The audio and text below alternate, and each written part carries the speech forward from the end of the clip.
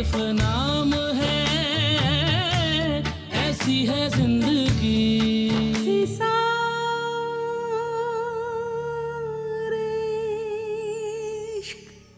माँ की शख्सियत के आईने में बेटी को और बाप की शख्सियत के आईने में बेटे को देखते हैं।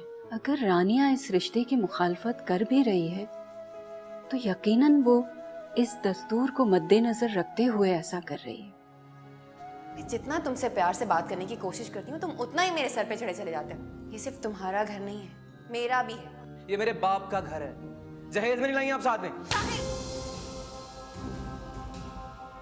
मेरे बेटे को अगर तुम्हारी वजह से कोई भी तकलीफ पहुंचे तो अच्छा नहीं होगा। कांग्रेचुलेशंस। किस बात की? आपकी बेटी की मंगनी तय हो गई ना? क्या ये बात सच है कि तुमने नादिया की मंगनी तय?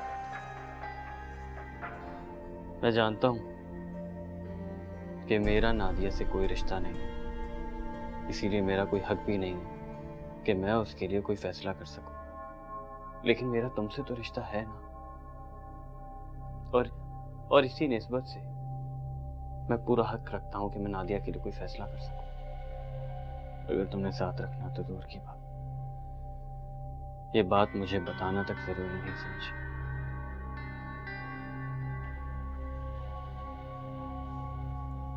I'm sorry आलम।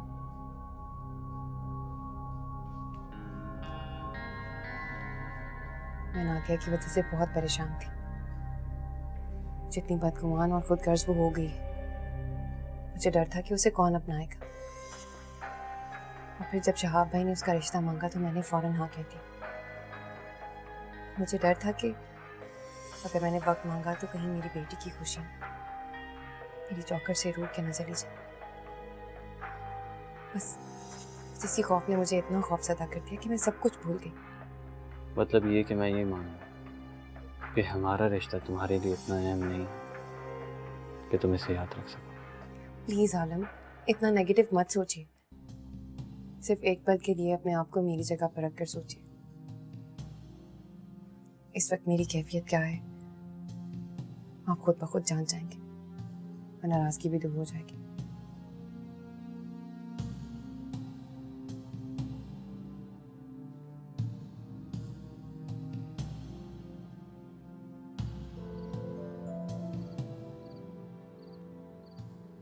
सारी जिंदगी अब्बू और दादी से नफरत करती रही, मगर आज जाने क्यों वही दोनों इतनी शिद्दत से याद आ रहे हैं।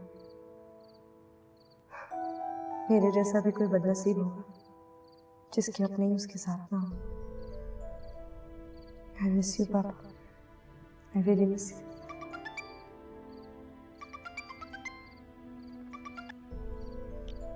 हेलो, अस्सलाम वालेकुम। वालेकुम अस्सलाम। कैसी हो? मैं ठीक हूँ, आप कैसे हैं? मैं बिल्कुल ठीक। इस वक्त फ़ोन किया, खैरियत? वो तुमसे एक बात पूछनी थी। पूछे। क्या तुम मेरे और अपने रिश्ते से खुश हो? आपको क्या लगता है? मुझे क्या लगता है क्या नहीं वो छोड़ दो। मैं वो जानना चाहता हूँ जो तुम्हारे दिल में है।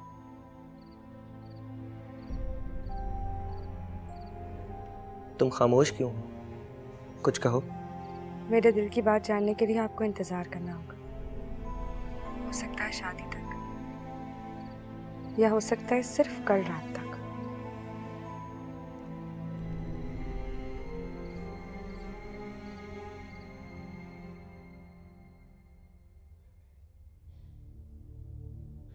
माज़ी की तलखियाँ भी हैं, कुछ मेरे हाल में, खुशियाँ तमाम खो गई जिनके मलाल में, जीना पड़ेगा क्या यूं ही ख्वाबो ख्याल में।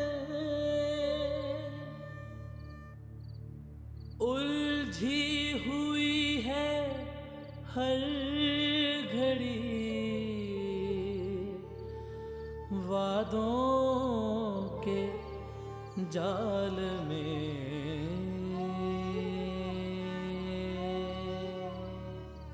नाराज हो? क्या नाराज होने का हक सिर्फ आपको है?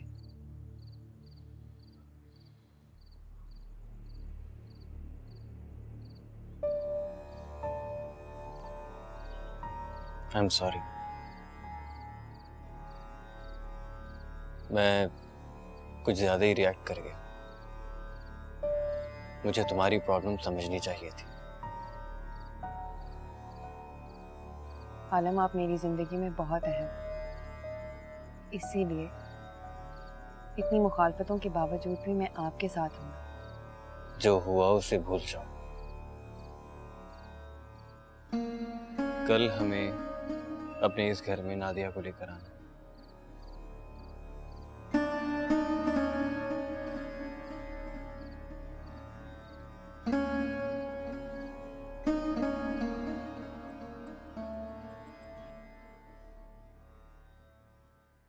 ये लो बेटा, ये अंगूठी पहना दो।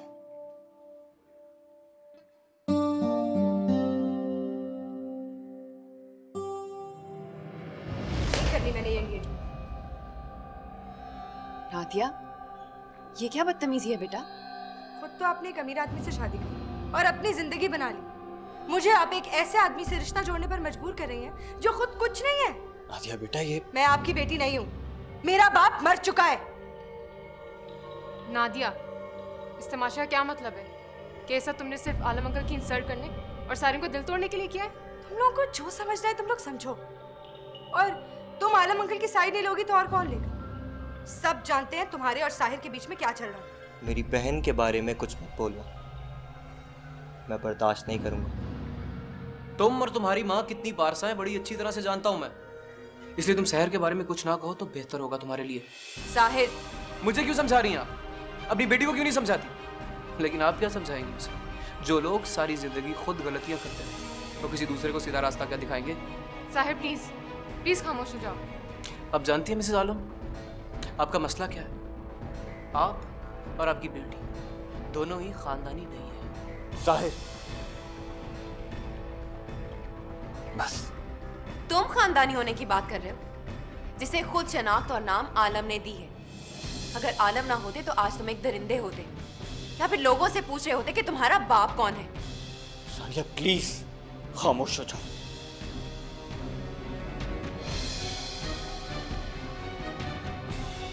नहीं डैड, मुझे जानना है कौन है मेरे बाप। जहजेब हाकिम अली।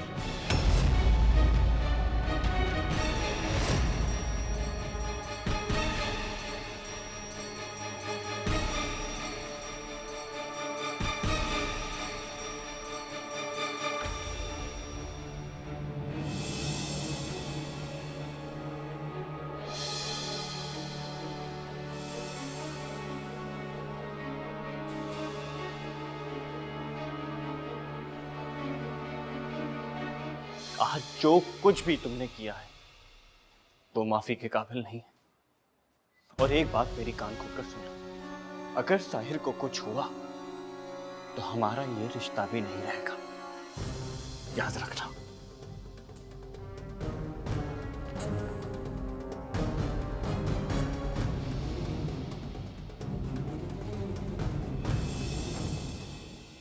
मैं ना कहती थी कि ये लड़की सारिन के काबिल नहीं है, लेकिन मेरी तो इस घर में किसी ने एक नहीं सुनी। दोनों बाप बेटे के सर पर तो जैसे जनून सवार था कि इस घर में आएगी तो सिर्फ और सिर्फ नादिया ही आएगी। ये समझ नहीं आ रहा कि नादिया ने ऐसा किया क्यों। आलम को रुस्वा करने के लिए, और क्यों? लेकिन इस सारे मामले में हमें क्यों घसीटा? अच्छा बेटा, तुम अपना दिल छोटा मत करो। जो हो गया उसे भूल जाओ।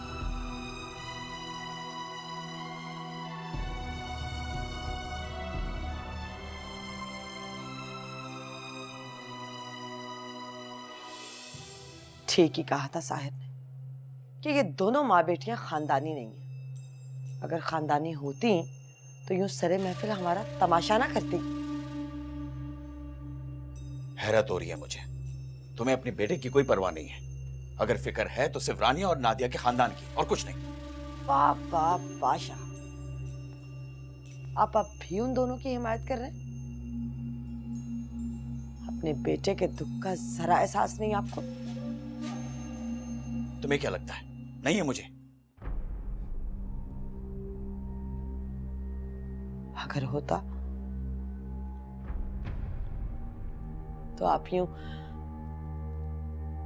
उन दोनों के खानदानी होने वाली बात पर यूं भड़क ना जाते, बल्कि अपने बेटे को जाकर तसल्ली दे रहे होते। तुमसे तो बात करना फजूल है। ना मुझे सारिम की मोहब्बत की जरूरत है और ना मिस्टर आलम की बेटी बनने का शौक है। तो तुमने सिर्फ सारिम का इस्तेमाल किया ताकि तुम आलम अंकल से बदला ले सको? हाँ, किया मैंने सारिम का इस्तेमाल मिस्टर आलम से बदला लेने के लिए।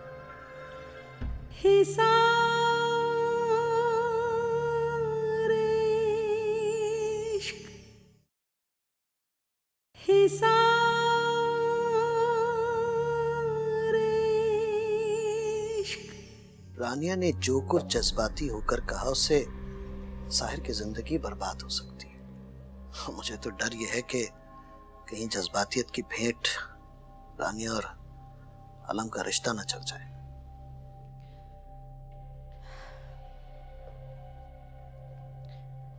हाँ, आसार तो मुझे भी कुछ अच्छे नजर नहीं आ रहे। मुझे तो बेचारी गुलनार की सबसे ज्यादा फिक्र हो रही है। उस बेचारी पे तो कयामत गुजर गई है।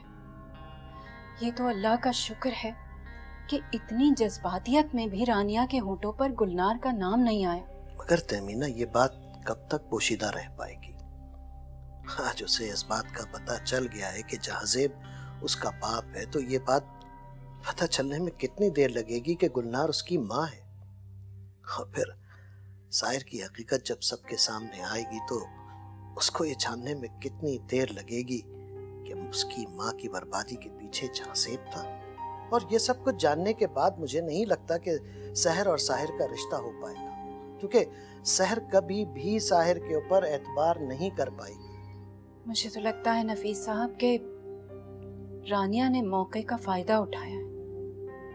वो चाहती थी कि ऐसे हालात पैदा करे जिनको बुनियाद बनाकर वो साहिर को उसकी और सहर को साहिर की हकीकत बता सके। रानिया ने जो कुछ किया गलत किया। सब कुछ करने से पहले उसे एक मर्तबा गुलनार के बारे में सोचना चाहिए था। गैर शऊरी तौर पर वो जहाजेब से अपनी बहन का इंतकाम ले रही है। कम से कम मुझे तो ऐसा ही लगता है। मैं समझा नहीं।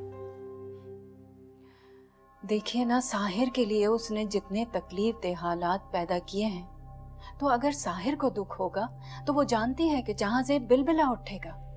मगर रानिया के दुखों का जिम्मेदार साहिर तो नहीं है। अब उस बेवकूफ को ये बात कौन समझा?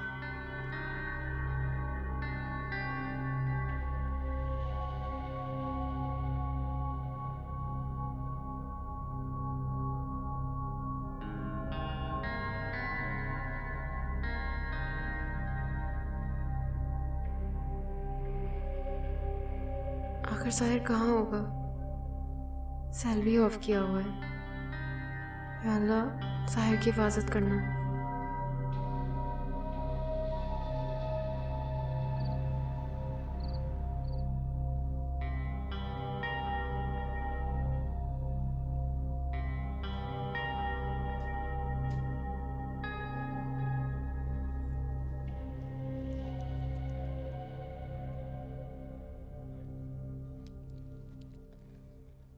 क्या हुआ?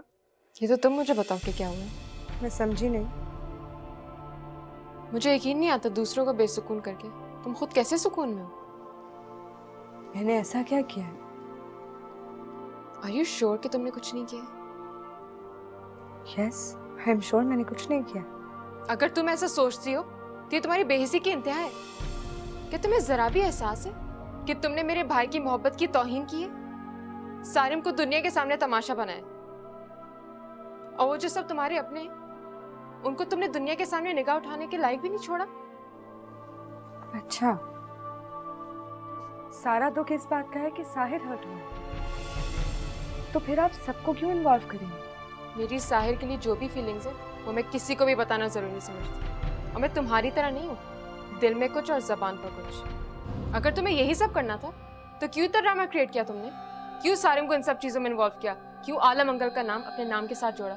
सिर्फ इसलिए क्योंकि सारिम तुमसे मोहब्बत करता है और आलम अंकल तुम्हारे लिए बहुत केयरिंग है? यही कसूर है उनका? ना मुझे सारिम की मोहब्बत की ज़रूरत है और ना मिस्टर आलम की बेटी बनने का शौक है, और ये जो मिस्टर आलम मेरे लिए जितने केयरिंग बनते हैं, मुझे उनसे उतनी ही नफरत है। सुन लिया आपने? तो तुमने सिर्फ सारिम का इस्तेमाल किया ताकि तुम आलम अंकल से बदला ले सको? हाँ, किया मैंने सारिम का इस्तेमाल मिस्टर आलम से बदला लेने के लिए। यही सुनना चाहती थी ना? सुन लिया? अगर कोई और सवाल आपके पास नहीं है तो आप जा सकते हैं।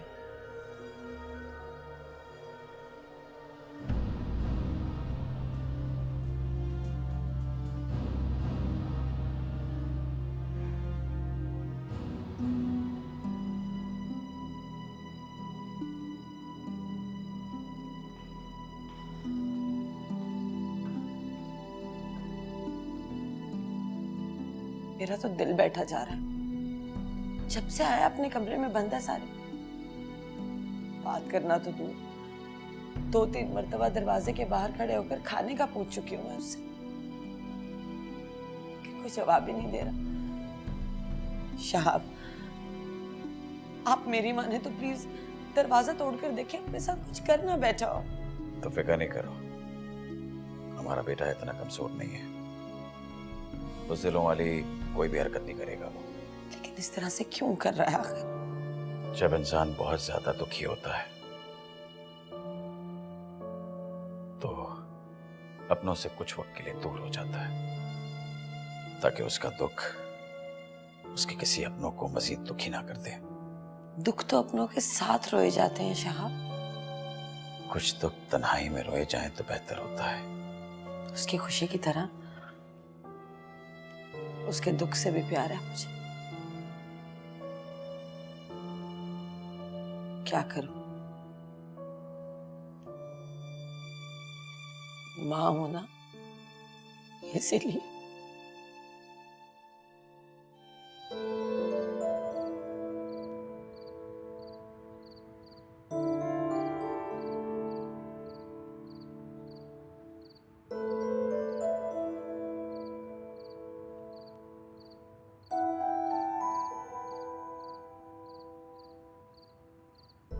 आलम, प्लीज अंदर आ जाएं, बाहर बहुत ठंड हो गई है।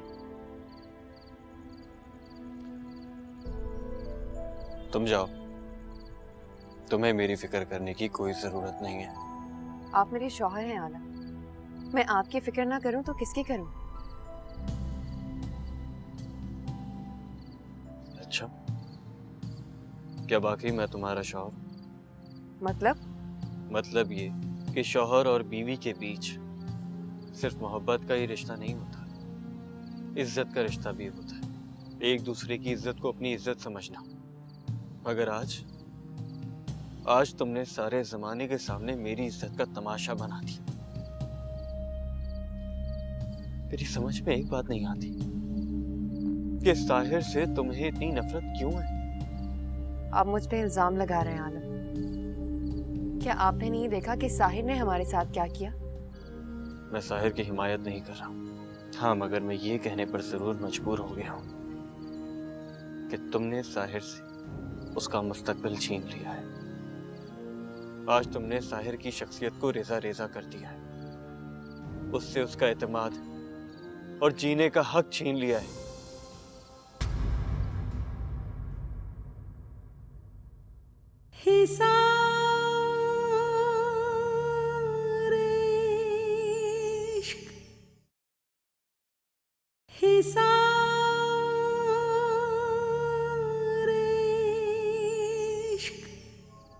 तुमने साहिर को फोन किया? वो घर आ गया है ना? नहीं मामा, उसका फोन मुसलसल ऑफ जा रहा है। जहाजेब, हाकिम अली और आपका ताल्लुक जायज था या नाजायज? बहुत दिन हुए गुलनार साहिबा और तहमीना बेगम नहीं आई। मसरूफियत की वजह से नहीं आ सकी, इसीलिए उन्होंने मुझे भेजा। अच्छा,